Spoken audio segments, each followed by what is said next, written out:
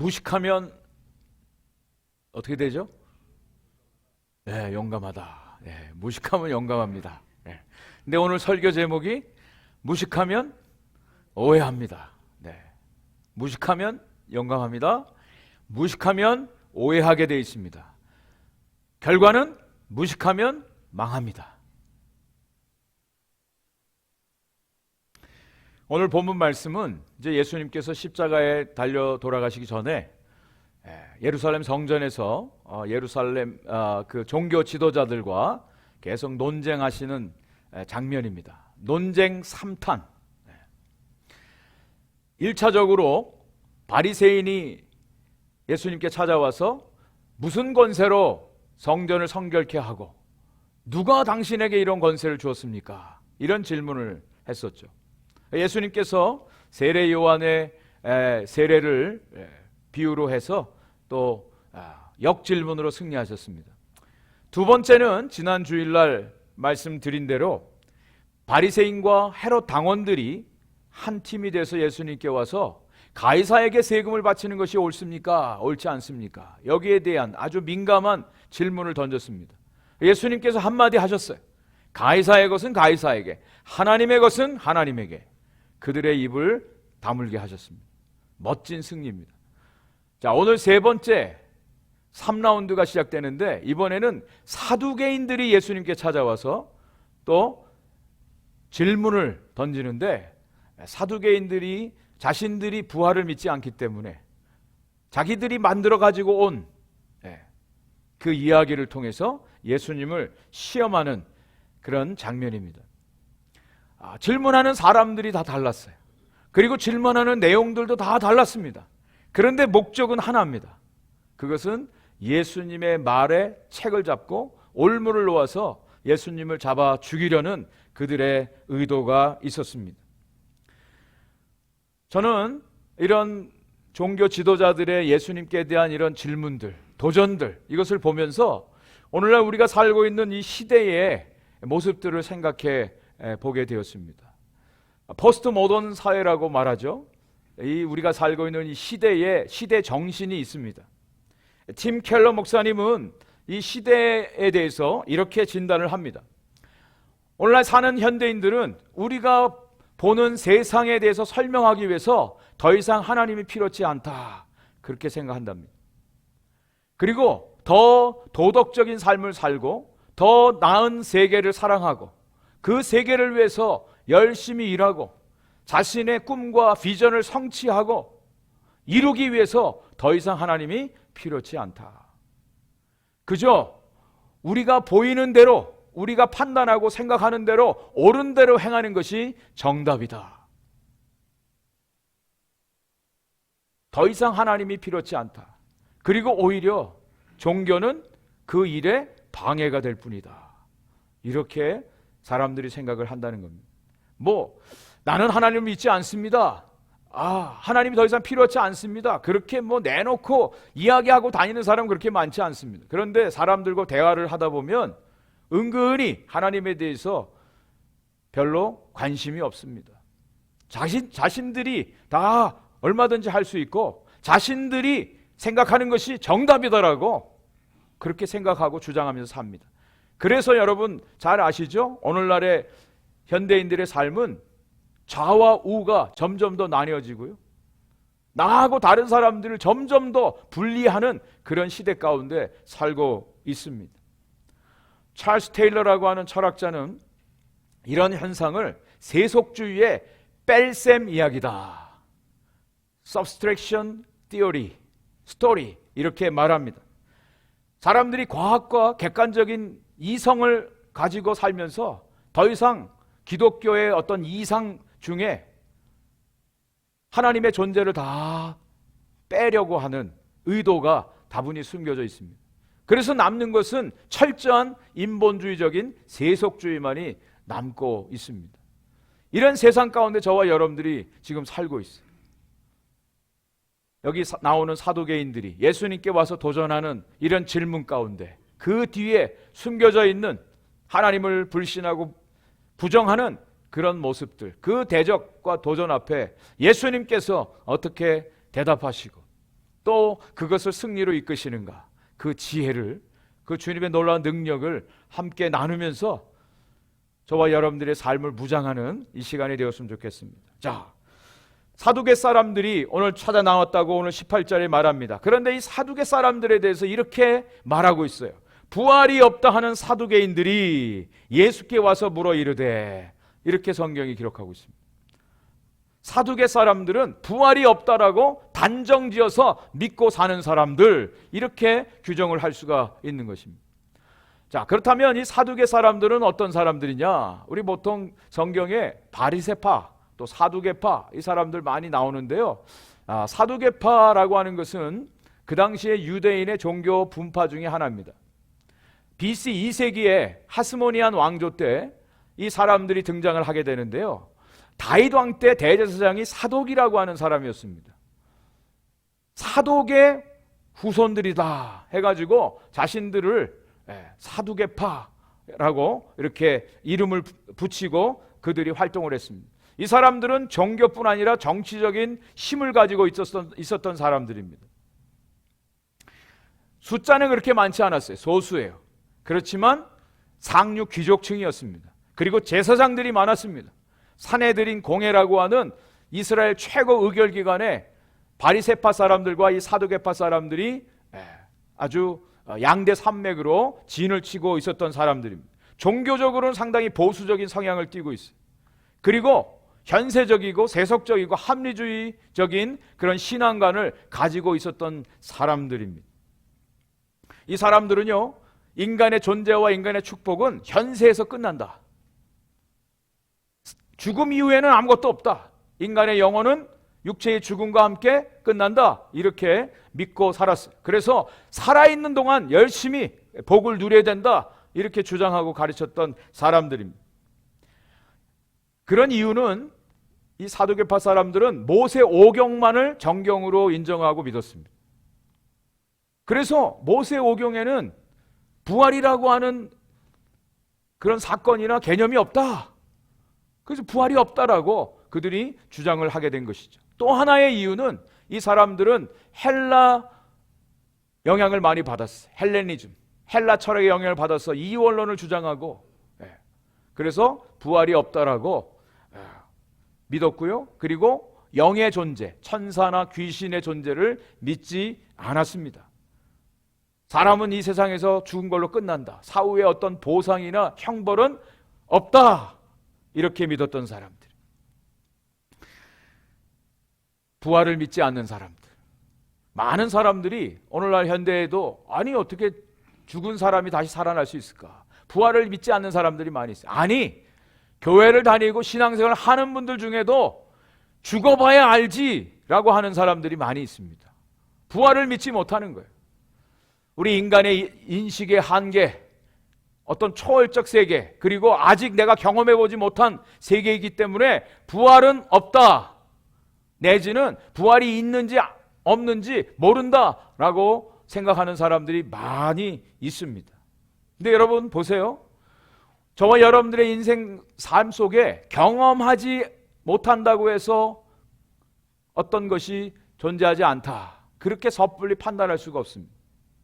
눈에 보이지 않는다고 해서 그 존재가 없다라고 말하기 어렵습니다. 또 내가 알지 못한다고 해서 그 세상이 없다라고 생각하고 단정하고 사는 사람들은 참 어떤 면에서 보면 무지하다고 생각할 수밖에 없어요. 우리가 경험하지 못하고 알지 못하고 보지 못하더라도 존재하는 세계가 엄연히 존재합니다.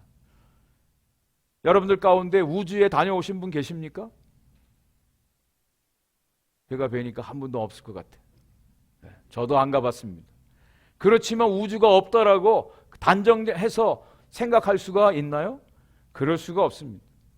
임마누엘 칸트라고 하는 유명한 철학자는 우리 사람이 가지고 있는 지식은 경험되어져야 되는 것들인데 경험할 수 없는 것 중에도 분명히 존재하는 것들이 있다. 그것을 임마누엘 칸트는 요청되어지는 세계다.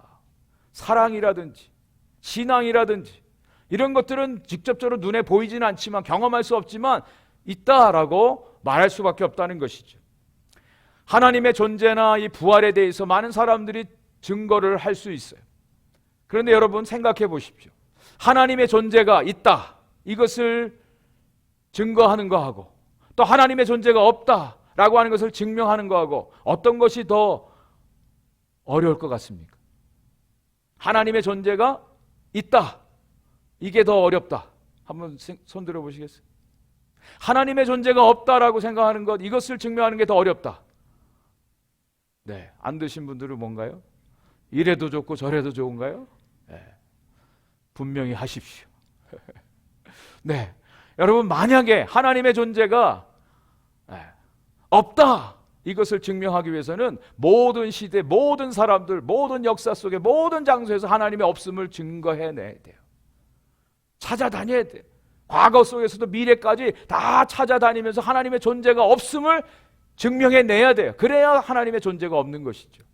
그런데 하나님의 존재가 있다라고 하면 어느 누구든지 한 사람이든지 누구든지 하나님의 존재를 경험하면 그건 있는 거예요.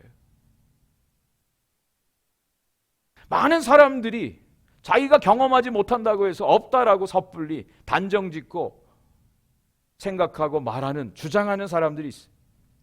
진화론을 여러분은 아실 거예요. 진화론.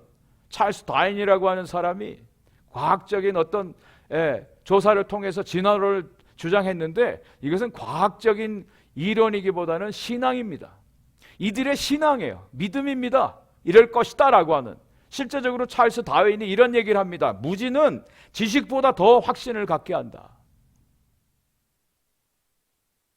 이것이 바로 세상의 인간들의 연약한 모습들입니다. 자, 부활을 믿는 것은요, 저와 여러분들 중에 부활을 경험한 사람이 어디 있습니까? 없습니다. 그런데 이것을 믿어요. 왜? 어떻게? 믿음을 통해서 이것을 우리가 얼마든지 믿을 수가 있습니다. 그 예가 히브리서 11장 3절에 창조에 대해서도 믿음으로 우리가 이 세계가 하나님에 의해서 창조되었음을 알게 됐고 믿는다라고 말합니다. 같이 한번 읽어보겠습니다. 시작. 믿음으로 모든 세계가 하나님의 말씀으로 지어진 줄을 우리가 아나니 보이는 것은 나타난 것으로 말미암아 된 것이 아니니라. 여러분, 저와 여러분들 중에 이 온 세상이 어떻게 만들어졌는지 보신 분 계세요? 창조 때 계셨던 분 계세요? 한 사람도 없습니다. 근데 우리가 어떻게 이걸 알죠? 하나님의 말씀으로 되어진 것을 믿음으로 안다. 성경은 그렇게 말씀하고 있어요. 그래서 보이는 것은 나타난 것으로 된 것이 아니다. 보여지는 모든 세상은 나타난 것, 이미 어떤 있는 것으로부터 지어진 것이 아니라 하나님께서 무에서 유를 만드신 것이다. 이것을 히브리서 기자가 증거하고 있습니다. 이 사두개파 사람들은 부활이 없다라고 하는 것을 전제로 해서 예수님께 하나의 이야기를 가지고 와서 지금 질문하는 것입니다. 이스라엘 백성들 중에 어떤 사람이 결혼을 했는데 자식이 없이 죽었어요. 그러면 그 동생이 형수를 취해서 형을 위해서 대를 잇도록 자식을 낳게 하는 이런 제도가 있었습니다. 율법에, 모세가 정해준 율법에. 그것을 형사취수라고 합니다. 형사취수. 형이 죽었을 때 그 형수를 취해서 자식을 낳는 제도예요. 우리 한국 문화 속에서는 전혀 이해할 수 없는 그런 문화 중에 하나죠. 이것을 가지고 예수님께 와서 지금 질문을 던지는 것입니다. 어떤 동네에 7형제가 있었는데 마지서부터 막내까지 자식이 없이 다 죽었다는 거예요. 여자는 한 사람이고 이 모든 사람들이 다 죽었습니다. 그러면 부활 때에 그 여자는 누구의 아내가 되겠습니까? 말도 안 되는 이야기를 꾸며서 가지고 와서 지금 질문을 하는 것입니다. 누가 봐도 이것은 실제적으로 있었던 얘기가 아니라 사람이 만들어낸 얘기라고 하는 것을 금방 알 수 있는 것입니다. 부활이 없음을 자신들이 믿고 있는 것을, 자기들이 갖고 있는 것을 증거하기 위해서 부활의 진리를 우스갯거리로 만드는 이 사두개파 사람들의 완악함이 여기서 보여집니다. 이것은 여기에 대한 답을 줄 수 있는 사람은 오직 부활을 경험하신 분, 부활을 계획하신 분, 인간의 모든 죽음과 생명을 주관하시는 분만이 여기에 대해서 답을 주실 수가 있어요. 이 세상 어떤 인간도 여기에 대한 답을 줄 수가 없어요. 오직 하나님만이 주실 수 있는 답변이에요. 그렇지 않습니까? 예수님께서 그래서 여기에 대해서 답을 하시는 거예요. 우리 갓난 아이가 집에서 있는데 자기가 학교를 가보지 않았다고 학교가 없다라고 주장하는 어린아이가 있다면 그 얼마나 어리석습니까? 어른들 중에도 아프리카 가보지 않았기 때문에 아프리카라고 하는 곳이 없어 라고 주장하는 것과 마찬가지, 그런 인간의 무지가 여기에 담겨져 있어요. 여기에 대해서 예수님께서 분명하게 말씀해 주고 계십니다. 24절과 25절 말씀을 한번 제가 읽어드리겠습니다. 예수께서 이르시되 너희가 성경도 하나님의 능력도 알지 못함으로 오해함이 아니냐. 사람이 죽은 자 가운데서 살아날 때는 장가도 아니가고 시집도 아니가고 하늘에 있는 천사들과 같으니라. 주님께서 한마디로 답을 던져주시는 거예요. 여기에는 나와 있지 않아요. 제가 생각할 때 주님이 그렇게 말씀하시는 것 같아요. 이 무식한 자들아,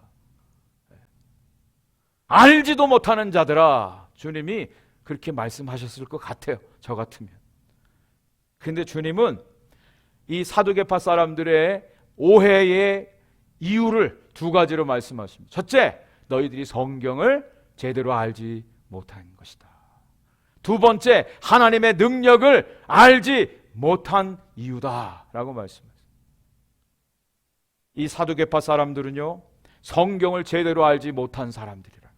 아까 서론적으로 말씀드렸어요. 이 사두개파 사람들은 뭐만 성경으로 알고 있었다고요?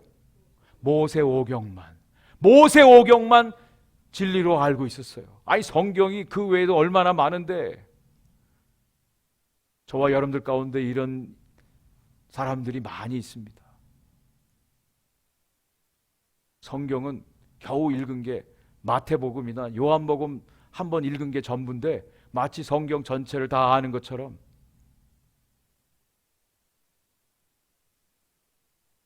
질문하거나 이야기하는 경우들이 얼마나 많은데. 여러분들에게 도전 드리고 싶어요. 성경에 대해서 질문하시려면 적어도 3번은 읽고 와서 질문하십시오. 어느 신학교에서 교수님이 하신 말씀이에요. 적어도 성경에 대해서 질문하고 싶으면 3번은 읽고 와서 질문을 해야 그게 진짜 질문이다.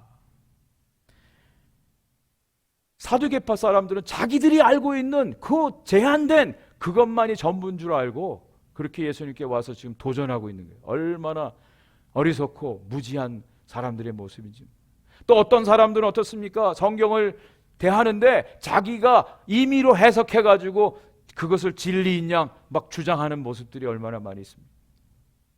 또 성경에 대해서 여호와의 증인처럼 자기들이 원하는 교리를 만들기 위해서 뽑아서 그걸 가지고 와서 주장하는 그런 모습들도 있어요.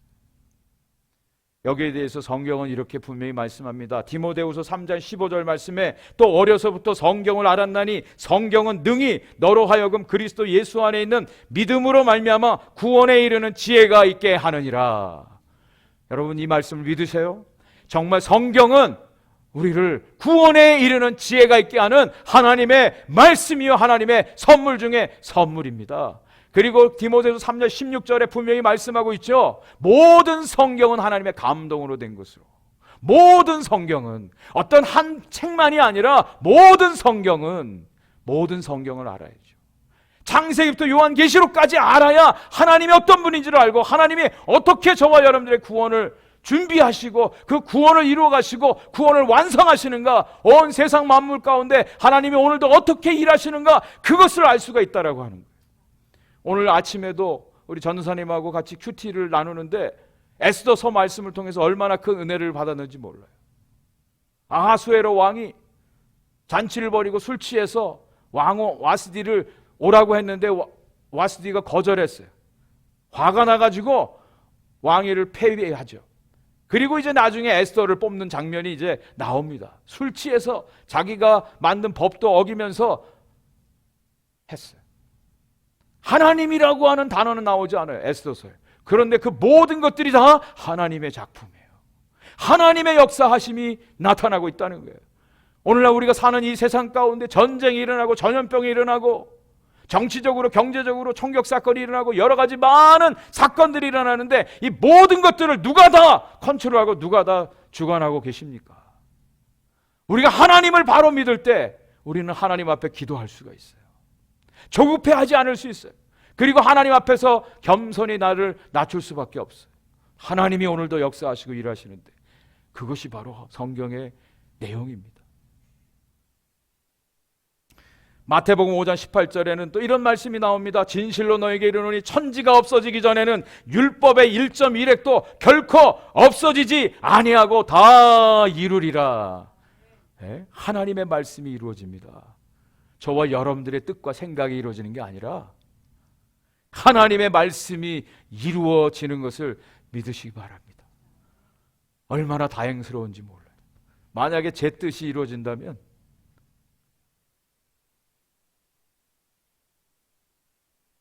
그거보다 하나님의 뜻이 이루어지는 게 그것이 정말 은혜요. 그것이 행복이에요.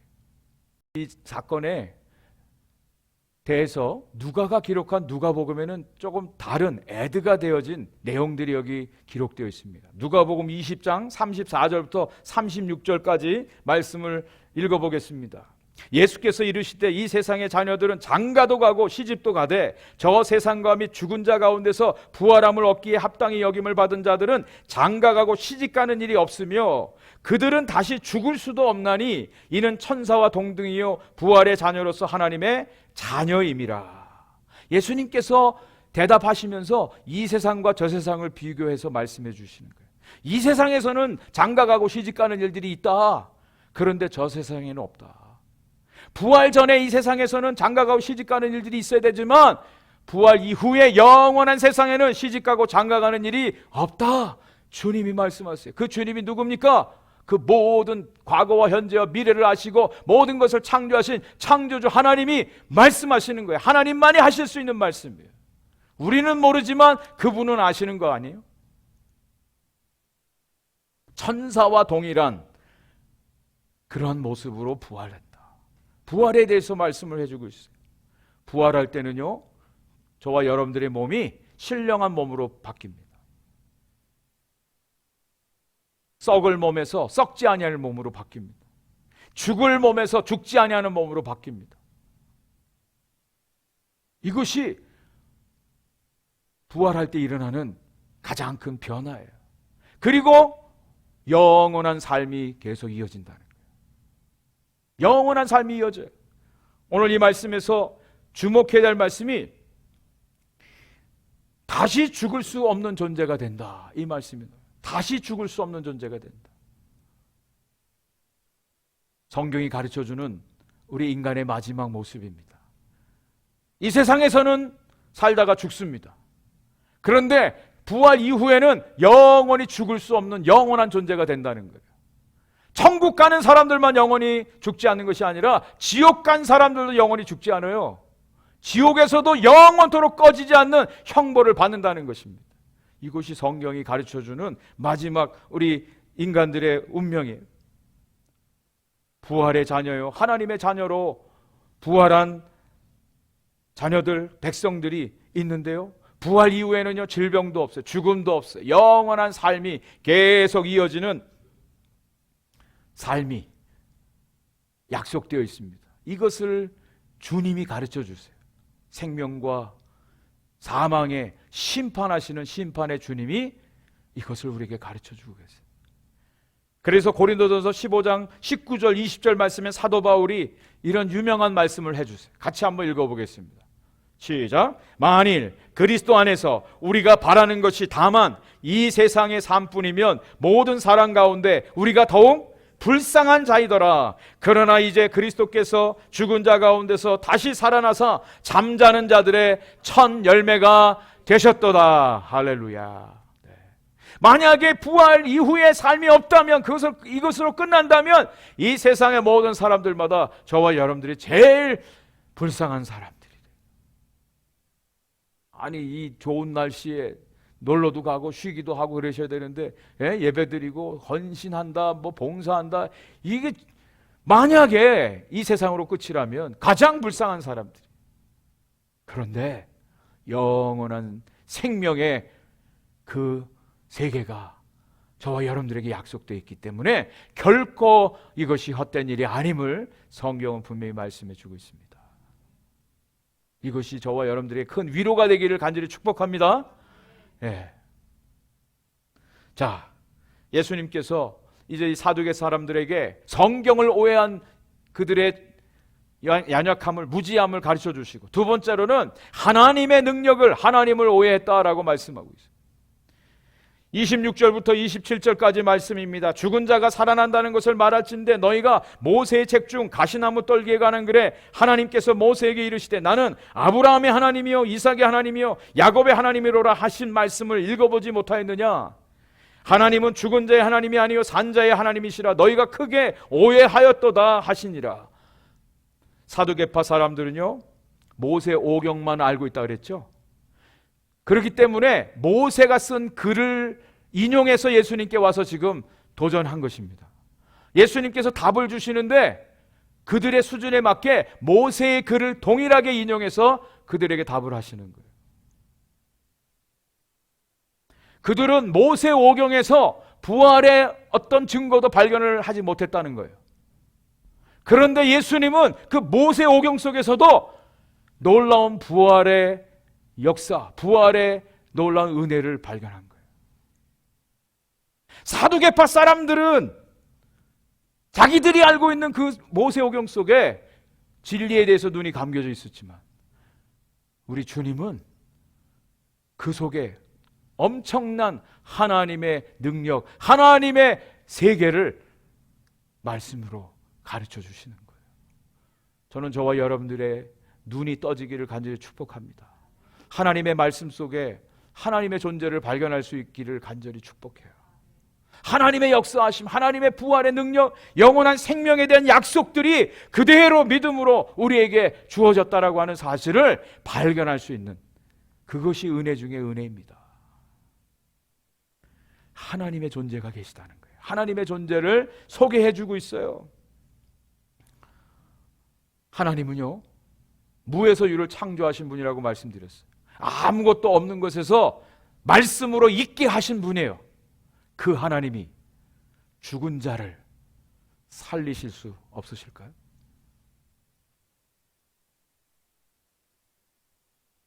아무것도 없는 데서 있게 하신 하나님이 이 세상에서 이루어지는 모든 것들 가운데 못하실 일이 있으실까요?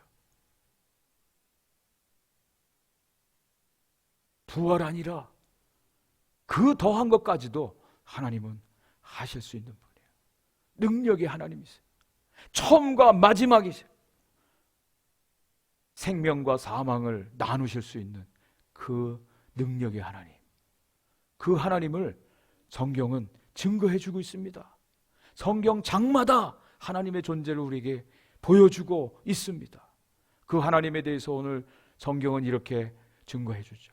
우리 하나님은 아브라함의 하나님이요 이삭의 하나님이요 야곱의 하나님이시다.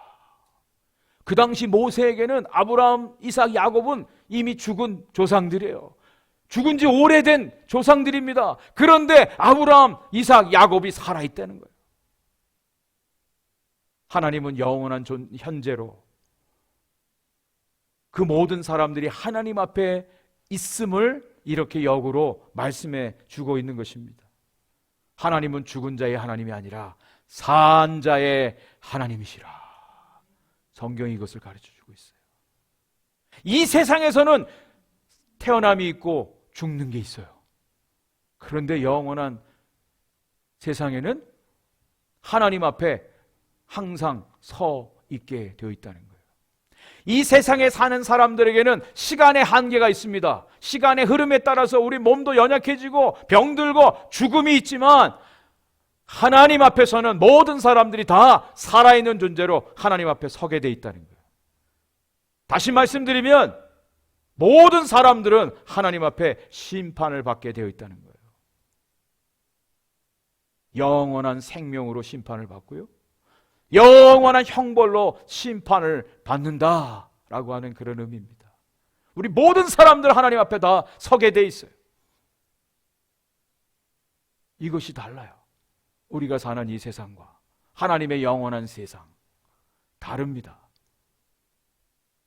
아무리 이 세상에서 자기가 많이 알고 많이 경험했다 해도 그 하나님의 놀라운 세상을 어떻게 다 알 수 있겠습니까? 그들이 하나님의 능력을 오해했다고 주님께서 말씀해 주고 계시는. 그래서 누가복음 20장 38절 하반절에는 이렇게 말씀하세요. 하나님에게는 모든 사람이 살아 있느니라. 모든 사람들이 하나님 앞에 서게 될 것, 심판이 있을 것, 하나님의 영원한 세상 가운데, 세계 가운데 모든 사람들이 서게 될 것을 이렇게 말씀하고 있는 거예요. 이것은 하나님의 시각이죠. 인간의 아무리 밝은 눈으로는 알 수 없는 그 세계가 분명히 있음을 주님이 가르쳐 주세요. 그 주님이 부활에 대해서 말씀하시는 거예요. 부활이 있음을 증거해 주시는 거예요. 아니, 본인이 부활하셨죠. 부활 이후의 모든 삶에 대해서도 주님이 증거해 주고 계시는 겁니다. 여기에 대해서 누가 반박할 수 있겠습니까? 부활은 확실한 진리 중에 진리입니다. 모든 사람들은 하나님 앞에서 영원한 삶을 살게 돼 있어요. 예수님께서 나사로를 살리시면서 하신 유명한 말씀이 있죠. 같이 한번 보겠습니다. 요한복음 11장 25절 26절 말씀입니다. 예수께서 이르시되 나는 부활이요 생명이니 나를 믿는 자는 죽어도 살겠고 무릇 살아서 나를 믿는 자는 영원히 죽지 아니하리라. 부활의 주님, 영원한 생명의 주님, 그 주님이 이렇게 말씀하죠. 아브라함의 예를 들어드리겠습니다. 아브라함이 100세의 아들을 낳았어요. 성경에 의하면 죽은 자와 같은 한 사람을 통해서 하나님이 일하셨다, 그렇게 나오는데 여기 죽은 자와 같은 사람이라고 하는 사람이 바로 아브라함이에요. 100세가 되었어요. 또 아내 사라는 90세가 되었어요. 나올 수가 없는 그런 상황이에요. 근데 하나님께서 약속으로 너의 후손이 밤하늘의 별과 같이 바닷가의 모래같이 되게 하겠다고 말씀하셨어요. 그런데 하갈을 통해서 나온 이스마엘이 아니라 반드시 사라를 통해서 낳은 아들이어야 된다. 그게 이삭이에요. 100세의 이삭을 낳았습니다. 그래서 아브라함은 죽은 자와 같은 나를 통해서 생명의 역사가 일어났다고 그렇게 고백하는 것입니다. 그런데 하나님께서 이 이삭을 잡아 바치라는 거예요. 이삭을 잡아 바치래요. 죽이라는 겁니다. 아니, 하나님 뭡니까 이게? 예? 주실 때는 언제고 또 죽이라니요? 그러면 하나님의 약속은 어떻게 됩니까? 그렇게 의심이 들 수도 있었어요. 근데 아브라함은 이런 방과 하나님 앞에 질문하지 않고요, 그대로 순종합니다. 이삭을 죽이려고 단위에 올려놓고 죽이려고 했습니다. 그때 하나님께서 멈추라고 하시고 그의 믿음을 확증해 주시죠. 여기에 대해서 히브리서 기자가 아브라함의 믿음을 이렇게 해석을 해 놓았습니다. 히브리서 11장 19절 말씀입니다. 그가 하나님이 능히 이삭을 죽은 자 가운데서 다시 살리실 줄로 생각한지라 비유컨대 그를 죽은 자 가운데서 도로 받은 것이니라. 만약 내가 이삭을 죽이더라도 하나님은 다시 살리실 수 있는 분이다. 왜? 하나님의 약속을 하나님이 이루시기 위해서 그렇게 하실 수밖에 없다. 아브라함의 믿음이에요. 아브라함이 본인이 부활을 경험한 거예요. 그리고 아브라함은 자기가 믿는 하나님이 부활의 하나님이라는 사실을, 영원한 생명의 하나님이라는 사실을 그가 깨닫게 되었다는 거예요.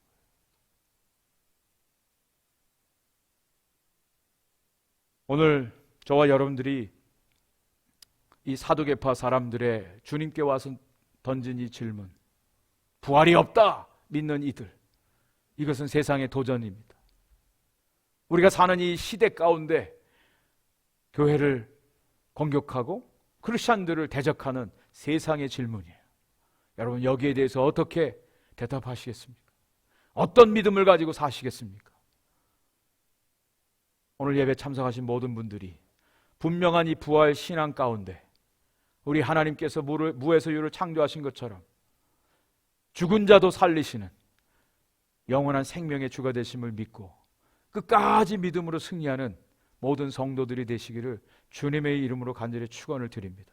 그래서 사도 바울이 이렇게 마지막 때를 사는 성도들 향해서 이렇게 외치고 있어요. 고린도전서 15장 58절입니다. 우리 다 같이 한 목소리로 큰 소리로 한번 읽어보겠습니다. 시작. 그러므로 내 사랑하는 형제들아, 견실하며 흔들리지 말고 항상 주의 일에 더욱 힘쓰는 자들이 되라. 이는 너희 수고가 주 안에서 헛되지 않은 줄 알미라. 아멘. 이 믿음 가운데 한 주간도 승리하시기를 축복합니다.